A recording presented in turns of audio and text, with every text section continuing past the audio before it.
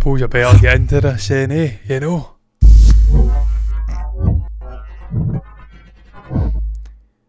Well, hello and welcome into this Tuesday's entertainment news. I am John Walsh, here to discuss the latest happenings in the world of Hollywood, sometimes beyond, but not tonight. I am calling it entertainment news. That poster's still squinty, but in all honesty it's movie news, because I'm here to speak about Super Mario Bros. The movie. Early reviews are hitting the sort of tinterweb the universe. They're on Rotten Tomatoes. There is an initial score out for this movie. It is not good. I've said mixed. I'm trying to be positive here. I'm a huge Mario fan, and I'm willing this movie to succeed. I'm a huge fan of Chris Pratt as well, but it's not looking fucking good. Let's be honest, it is not looking good for this movie, man. It's mixed, and even the positive stuff has smatterings of negativity in there. That and James Gunn. There's a nice little bridger. I'm going to then speak about James Gunn and his musings of superhero movie fatigue. And indeed, he has dropped a lovely little soundtrack for Guardians 3. So I'm going to get into that over the course of the next 25 minutes or so. As you can see here, Super Mario Bros. Movie reviews are mixed on the stuffed Chris Pratt-led movie or film, because it's a film. And yeah, as you can see, I'm going to go straight to Rotten Tomatoes, not beat about the bush. I'm going to update this. It's been a little while since I refreshed it. There's a couple of more reviews out. It's 55%. Currently not good, as I says. Rated rotten as things stand. Now, if you go into, say, I don't know, perhaps, I don't know, let's pick a movie. It's been out for a while. Renfield. Has that been out for a while? It's not been out. It's not even out. It's coming soon. Fucking hell. Maybe click, maybe new tab it, and we'll go here. Try and find a movie that's been out a while, shall we? Let's see, John Wick 4, for instance. Click on that. Doing a lot better than Super Mario Bros. Let me tell you. 312 reviews have been posted on Rotten Tomatoes for John Wick Chapter 4. Now, admittedly, you go to the actual reviews and you've got guys like, I don't know, Caffeinated Clint and Eileen Jones of the Jacobin, Movie Hole, Peter Gray of the EU Review. So these are not people who are high up in these sort of publications of Hollywood gifting their review to us. There is some good perils in there, and there is some utter abomination in there. So you keep that in mind. 300 reviews. This is currently only sitting on 77. We have a ways to go yet. Roughly about another 230 reviews to come out. But if you get down, man, there's a lot of top critics. There's some fucking non-entities in there as well. Andrea Thompson, Laura Clifford, reeling reviews. How the fuck do these people get approved to be official critics on Rotten Tomatoes? This is what I want to know. Robert Coider, Flickering Myth, Peter Martin of Screen Anarchy. I've never heard of these publications. I have never heard of these individuals. How in the fuck have they been bestowing the ability to have official critique status on Rotten Tomatoes? That's what I want to know. But I digress. There's a ways to go, but it ain't looking good. 55% rating on Rotten Tomatoes. Now, that's if you take that as some sort of barometer of success of critical feedback. If you're one of those individuals out there who feels that Rotten Tomatoes has an agenda, that it's not going to give you a full story, you will not listen to the tomato meter. And look, I'm not here to disagree with you. Chris Pratt, widely known to be a conservative in the United States. A lot of liberal people on social media, Twitter, have been coming after him, trying to cancel him, trying to get him kicked off the production of Guardians. It failed because James Gunn has a brain. So there will be some out there who have deep-seated sort of bias towards Chris and want the movie to fail because he is the lead voice, Mario himself. So it's possible there's maybe a hidden ulterior motive in there. It's also possible the movie's just not very fucking good. I'm going to get into some of the reviews. As you can see here, Molly Freeman of Screen Rant up first. I'm not going to read all of these reviews because I will be here all night reading other people's thoughts, musings if you'd like. This is what Molly had to say. The film is filled with so many references and Easter eggs to the game that even die-hard fans will likely need a second or third viewing to catch them all. I watched a actual interview with Chris Pratt earlier on today, and he said that he encourages you to go and watch the movie, give it a chance. His voice acting, that is, the accent, the rationale behind his accent he was using in the movie, and indeed go and watch it a second time. Now, I think he was joking, trying to push the movie. Obviously, if it succeeds, he makes more money. Everyone's a winner, baby. That's the truth. But it's possible that there was an inkling of truth there. He's a gamer himself. He grew up in the 1980s and indeed 90s, I presume. And he has probably a fondness and attachment to the Mario franchise. It's probably a great honour for Chris, I'm not putting words in his mouth, to portray Mario. And he will know what the fans want because he in himself is a fan. And maybe there's an inkling of truth in that, going and watching the movie 2-3 times to catch them all, if that's the way your brain works. If you care about these things. If you don't, you can Google it. And some other sad fucker will have probably went and watched the movie 20 times and compiled a list of all the Easter eggs, and it saves you having to do it. I digress. But that's the film's main offering. Easter eggs. Wow. Its story is neither compelling nor strong on its own, and it's simply used as a vehicle to take Mario from one game-based adventure to the next. Its characters aren't developed or interesting, and there's no real thematic through line other than a muddled message about Mario's greatest strength being not giving up. Well, I mean, that is kind of the raison d'etre of Mario in the games. He doesn't give up. He has indefatigability and a desire to save Peach usually. Of course, in this movie, it's Luigi who has been stolen away by Bowser, I think. And that's really the hidden dangers of adapting a movie from a video game. Certainly Mario's sort of one prevailing, interesting feature, unique selling point, if you like, has always been its intuitive mechanics, controls, and just the ability to use the world, bounce off of things and puzzle solve. It's a platforming game. Always has been in my mind anyway, 2D into 3D, and that's one of its greatest strengths. It's always been the world, all these platforms and stuff, and trying to reach these places and using your brains to get through these beautiful worlds that have been realised by Nintendo. So the story's never really been compelling. It's always just been, go and save this person, and to do that you need to get this and get this. MacGuffins in video game format.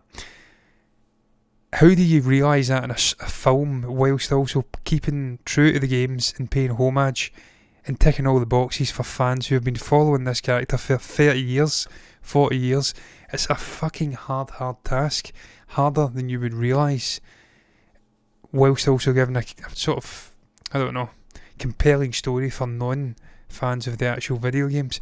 This is the dangers of video game adaptations. It's really difficult, man. That's why you can probably count in maybe 2 fingers good video game adaptations. Off the top of my head, I'd say Tomb Raider from the early 2000s was decent. I liked the Sonic the Hedgehog movie. I've still not seen the second one. And yeah, I think that's maybe it really. I can't think of any other really, really good video game movies. Maybe I'm missing something, but I'm struggling to think of more than two at this moment. Mortal Kombat recently, that was pretty decent. Quite like that. It's difficult though. It's difficult to balance. And this is the problem they have. Christy Pushko, what a name. Mashable. And there's Owen again, I'll get to him in a moment. Sure, Pratt has done terrific voice works as a naive but lovable oaf in the Lego movie and onward. But in the Super Mario Brothers movie, he's lost that spark. His Mario doesn't do the "it's a me" voice, save for a cheeky commercial for his fledgling plumbing company. And that's fine. Frankly, that bit would have grown stale quickly, but whatever voice Pratt is doing isn't Brooklyn and isn't anything particularly specific, consistent or exciting. They did say, Chris Pratt says there was going to be an explanation for why his accent, his voice isn't what we know in the games, and I think she's maybe hinted at it here. Christy, if that's even a woman, I don't know now. Put some seeds of doubt in my head. Christy, I thought it was Kirsty. Maybe it's just that that's the act, that's part of the actual commercials for the plumbing company. It's a me, a Mario. He's playing up in the sort of Italian version of himself. Maybe in real life he's distinctly different. He doesn't have that accent. Maybe that's how they're going to explain it, because it grow stale if he's talking like that all the time and he sounds like a "what's the matter you, hey, got no respect, what you think you're doing, why you looking so sad, it's not so bad, it's a nice place, shut up in your face." If he spoke like that for a fucking 90-minute movie, it would grow really stale very quickly. So I'm kind of content with that direction, making that for sort of advertisement purposes, and then he is his own distinct character with his own distinct accent and voice out with it, and that allows Pratt to go off and do something. Now, when I go and see the movie, my final thoughts will perhaps be different if I dislike the direction Chris has took the voice. I've only seen the trailers and I've not been upset by it. Look, this movie's not going to be made or broken by Chris Pratt's voice. It's like the classic line from Harrison Ford to Mark Hamill back in the day, when Mark was mentioning something about fucking continuity. I think it may even have been the haircut. If they're worrying about how we look, we're in big trouble, kid. If you're worrying about Chris Pratt's voice in this movie, you're in big fucking trouble. There's a lot more bigger issues in there that have to work for this to be successful. And look, I was speaking about this movie years, well, maybe a year, maybe years is a bit too much, I'm over-egging it. I spoke about the potential here. We've seen it with Sonic, we've seen it with the likes of Peter Rabbit, we've seen it with Paddington. Animated movies are really in a good place just now. Certainly the hybrid live action animated movies akin to Peter Rabbit and Paddington. Great storytelling, interesting, lovable characters, really well cast. I've seen the potential for Mario post this abomination of 93 to really create a universe here, at least a trilogy of movies. And I just hope I've not dropped the ball here. Owen Gleiberman had this to say. I usually respect Owen's voice on film. Usually knows what he's talking about. The man's writing for variety after all. It's going to be a huge, huge hit, and I'll get into that in a moment. But not just because of its beloved gamer pedigree. That didn't help Super Mario Brothers in 1993. No, it didn't, Owen, because that movie was fucking terrible. It's because the movie, as directed by Aaron Horvath and Michael Jelenic, from a script by Matthew Fogel, is a serious blast with a spark of enchantment, that je ne sais quoi, fusion of speed and trickery, magic and sophistication, and sheer play that, well, you'll feel it when you see it. That's the first bit of positivity I've seen there, and I do trust Owen and his thoughts, so there's a bit of positivity there. I'm going to try and end the sort of breakdown of the reviews on another positive note. I'm not going to read this one about wafer thin stories serving coherent purposes. I want a fucking piece of positive news. I says it was mixed. I've read out 2 Debbie Downer reviews. I want 2 happy little tree reviews to balance it out. Julia Glassman, I've got high hopes for Julia. that this may be a good one. The Mary Sue. All of the emotional beats are shoved to the margins in favour, it's not a good one, of video game references. Mario punches, blocks, grab, powers up and runs across falling platforms and dodges piranha plants. Sounds like a great game. They should make that someday. In whatever spare time he has left, he breezily comes to terms with the fact that he's trapped in an alternate universe, I should say, where his little brother may have already been murdered. The movie, wow, let's try that again. The movie literally feels like video game levels, punctuated by cutscenes. Yeah, that's the concern. It's a big concern, man, when you're adapting a video game period, but one like Mario that's been around for so long and has such a distinct style about it. The leveling systems, the regions you go to, the way that they present that game, it's very hard to stay faithful to the game in a movie and tell a story coherently. Well, time will tell, man. The charm from the trailers was the homage being paid to the video games, the platforms, the piranha plants, all the references. So I've got high hopes that I may like this movie, and I'm hoping I do. I really do. I'm hoping that I'm not a Debbie Downer after I see it. I've been looking forward to it. As you can see here, other people are looking forward to it as well. The analysts for the box office are looking forward to it.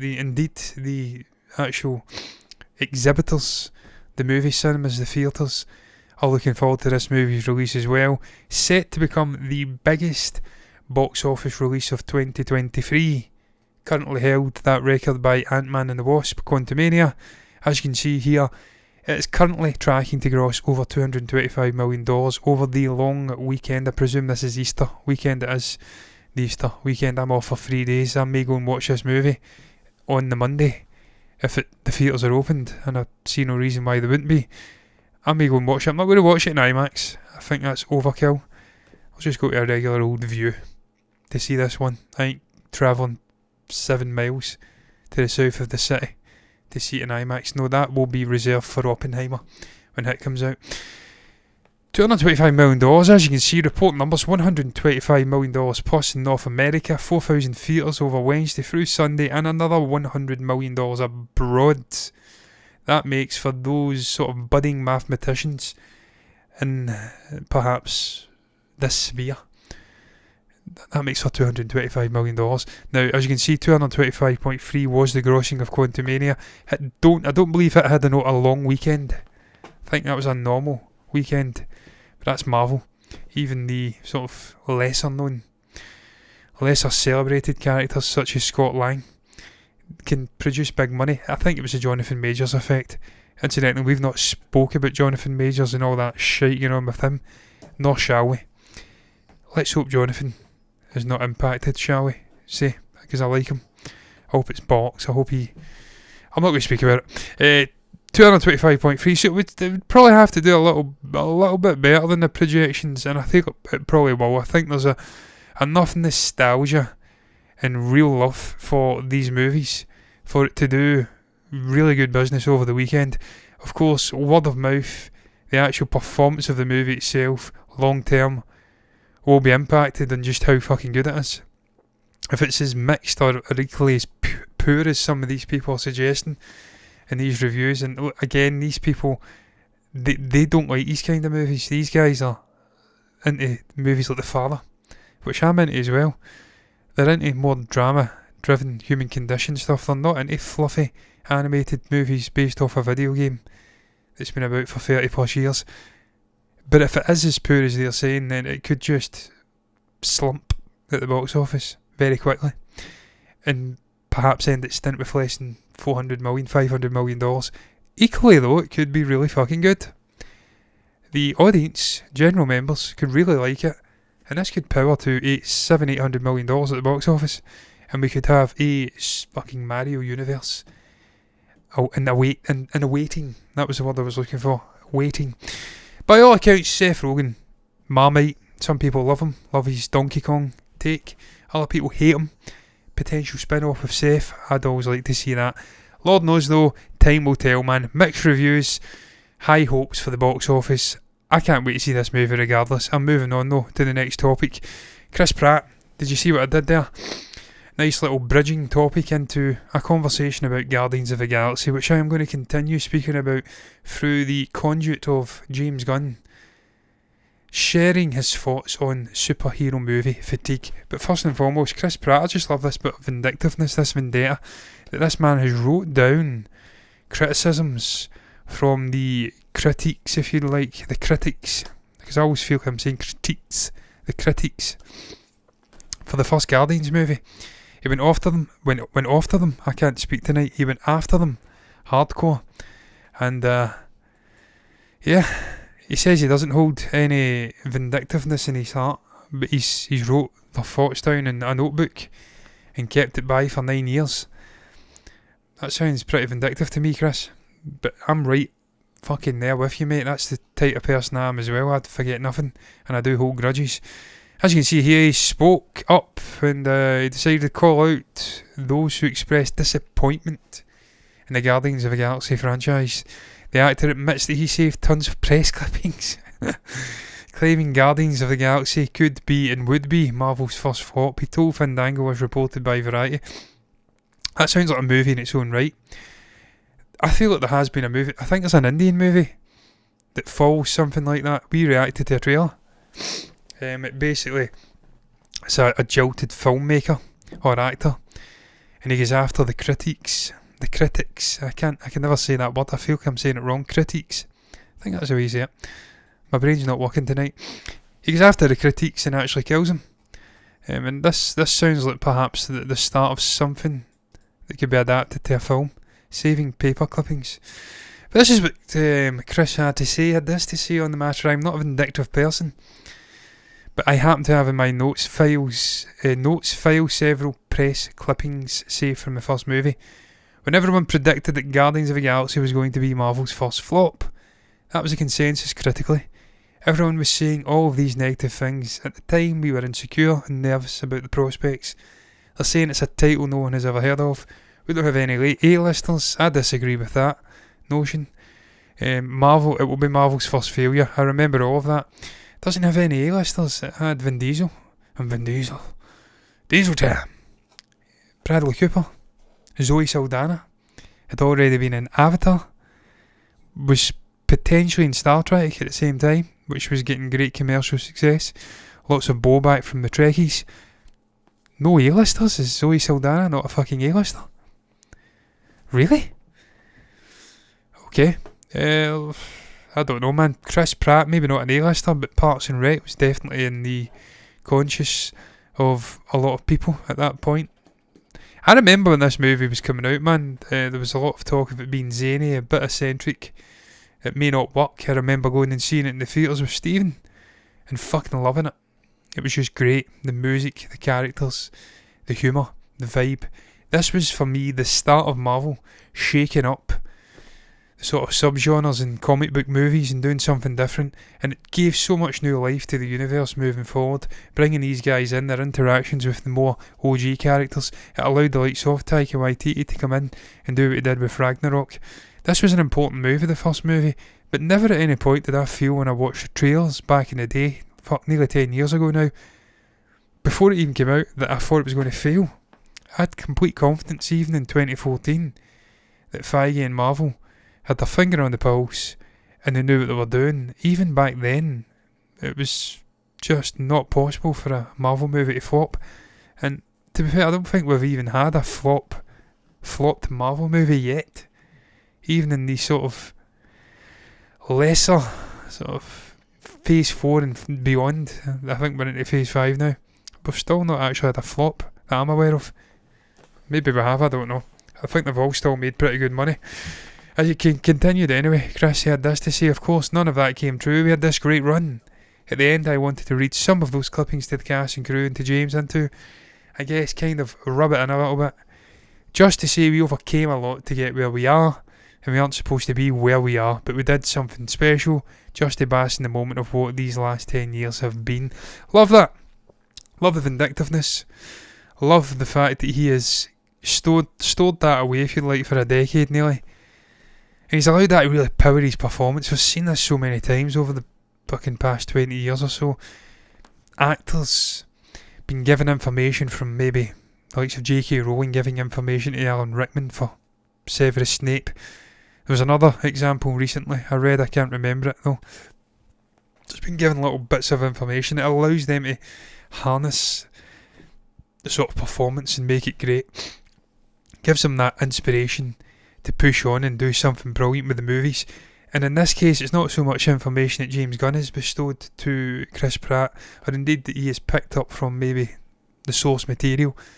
No, it's actual vitriol and negativity from the press before the first movie's release. He's kept it. He's stored that deep inside and he's said, fuck yous bitches, I'm going to deliver these performances. We're going to make these movies great. The second one wasn't as good, admittedly. But I still enjoyed it. Very funny. And it was never Chris's fault. So I'm all for that. I'm all for that vindictiveness. I'm all for that, again, indefatigability. And just using that to deliver a great performance. I'm going to stay in the Guardians sort of topic for now, because I'm going to end with James Gunn. James Gunn, as you can see, he's actually announced the soundtrack for the upcoming Guardians of the Galaxy Volume 3. It has got 33 songs on it. I have been having a little listen. Admittedly, and interestingly, a good chunk of those songs, and I think there's actually more on this, they're actual parts of the original soundtracks from Volume 1, Volume 2, and indeed the holiday special. Now, I don't know if this is maybe a little hint that we're going to be exploring different parts of those movies once again, maybe from an alternate angle. I doubt it, but I found in the score little inklings that we maybe going back and retreading things. Hooked in a Feeling was in the first movie. I think we've got Mr. Blue Sky, that was in the second movie. And of course we have got, there was another one, Come and Get Your Love, I'm sure, was there. It was certainly in the Spotify playlist that I looked at. So we've got a little Moon Age Daydream. Hooked in a Feeling, as I did say. You've got all these little callbacks to the other movies, and I find that interesting. We're going to go on a journey in this final movie of this Guardians of the Galaxy sort of story, as they are just now at least. You can't continue on without James Gunn, so this is the end for the Guardians. I'm certain of it. I find it interesting we're potentially going to go on that little journey in through the previous movies via the music, which has been so important to these movies over the years. Really just acquiesce lovely with the characters, with the scenes, with the vibes. I love this soundtrack, man. Chris Pratt, again, same interview, says this could have the best soundtrack of all of the movies. Creep by Radiohead, you've got Crazy on You by Heart, Since You've Been Gone, Rainbow. These are classic. Peter Quill. I always fuck that up. I always want to say Quaif and then Quill, and I combine the two. I do it when we speak about the Kinks, and I do it when I speak about Peter Quill.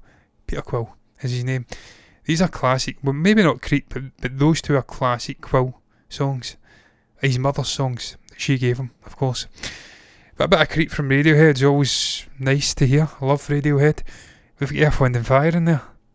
We've got so many different vibes. Alice Cooper, the Mowglis, Bruce Springsteen's Badlands, Florence and the fucking Machines in there. Beastie Boys, No Sleep Till Brooklyn. It's a great fucking soundtrack. 10cc, I'm Not in Love. The Runaways, Cherry Bomb, that was in the actual video game Guardians, and I fucking loved it in that. There's just so much going on in here. And well, you could say that's spoilerific, giving us a soundtrack, because that almost gives you a vibe of what's going to be happening in the movie. But I think we've heard enough from the cast and the crew to know what is going to be happening in this movie. We're going to lose some of the Guardians. It's going to be emotional, it's going to be powerful, it's going to be funny, it's going to be a roller coaster. As Ronan Keating once famously sung, life is a roller coaster, just gotta ride it.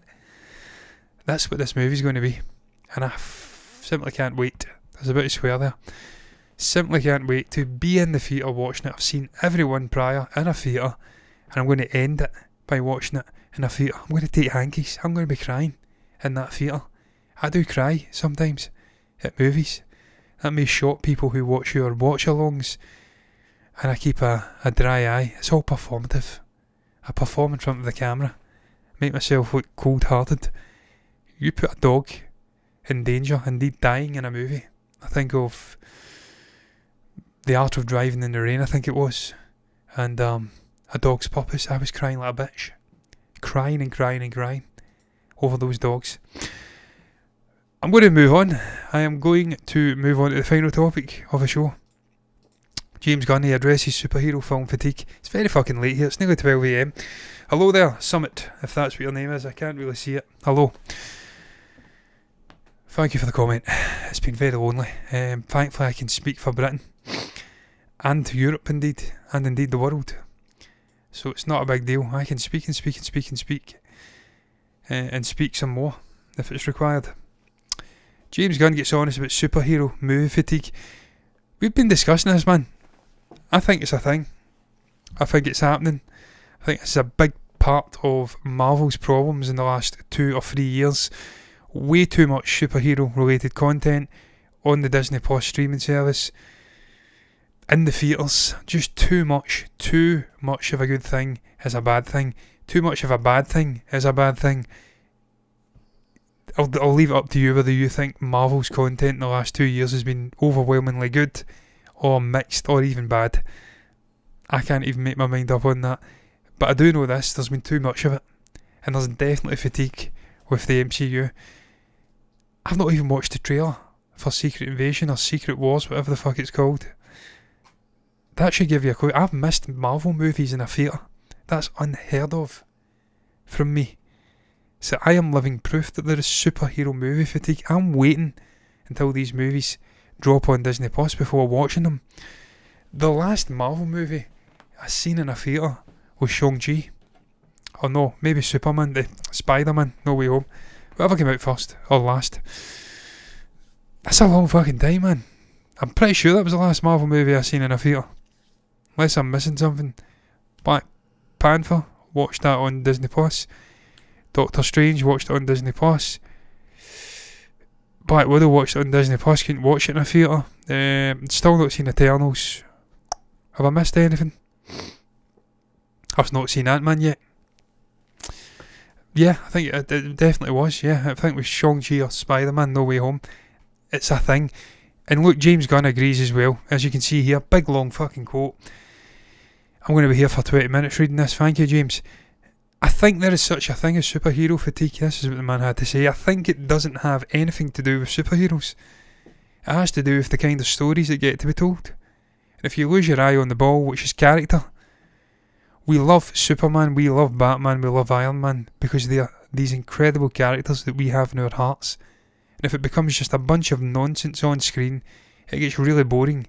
But I get fatigued by most spectacle films, by the grind of not having an emotionally grounded story. It doesn't have anything to do with whether they are superhero movies or not. If you don't have a movie or a story at the base of it, just watching things bash each other, no matter how clever those bashing moments are, no matter how clever the designs and the VFX are, it just gets fatiguing. And I think that's very, very real. I completely agree with James. We spoke about this last night when we were discussing Beau's Afraid. There is a place in cinema where you've had these Debbie Downers, these panty wetters, for the last 2, 3, 4, 5, 10 years, doing down Marvel, doing down comic book movies, saying it's the end of cinema, they're theme park movies, let independent movies shine. There has always been a space for independent movies. Always. Always been a space. And A24, Blumhouse with horror, have been filling that hole. We spoke about it last night. This is why you need movies. Studios like A24 delivering these great human stories. Because it allows you to go out and try the versatile world of cinema, the medium that is film. You get all the various facets, and you don't get fucking bored with constant superhero, big blockbuster action flicks. You need to diversify what you're watching. We're as much a problem as the studios. It absolutely is a thing. I agree with him. 100% agree that we need to be up in the game. It's all about story. This is where Marvel, I think, has been going wrong in recent times. They forgot what made Marvel great in the first couple of phases. Individual stories about Tony Stark, Steve Rogers, Thor falling on hard times. He wasn't worthy, he left Mjolnir. Great individual stories. They set the foundation, then they interconnected it and made it something great and big and opulent. You need to lay down the foundations. these new phases, they've not been doing it. That's why I think Shang-Chi's one of the best stories of recent times, for me anyway, because it does what those early Marvel movies were doing. Individual story, grounded on, obviously, Samuel Liu's Shang-Chi character.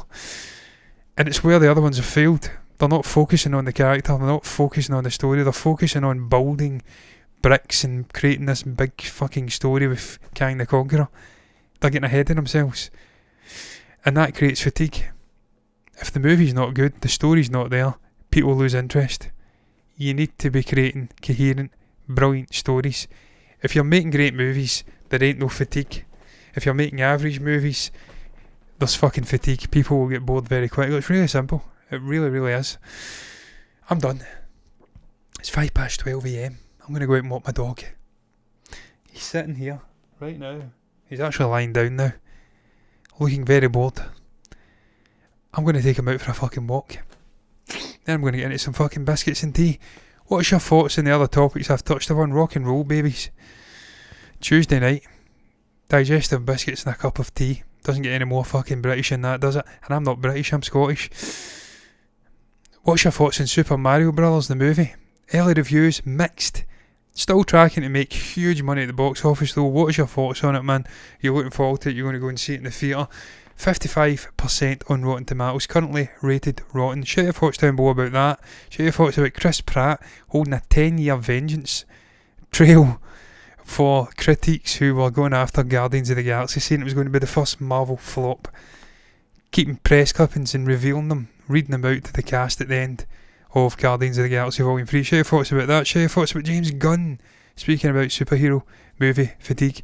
And if you feel compelled to share, can go down below in the comment section. That's the place to put it. You can also like the video if you've enjoyed it, subscribe to the channel, hit the bell icon to get notifications straight to your eyeballs. Do the same thing over on Twitch, follow button, notifications button over there to see us live on that platform. All that's left to be said is thank you very much for watching, thank you for the comment, and until the next time, I am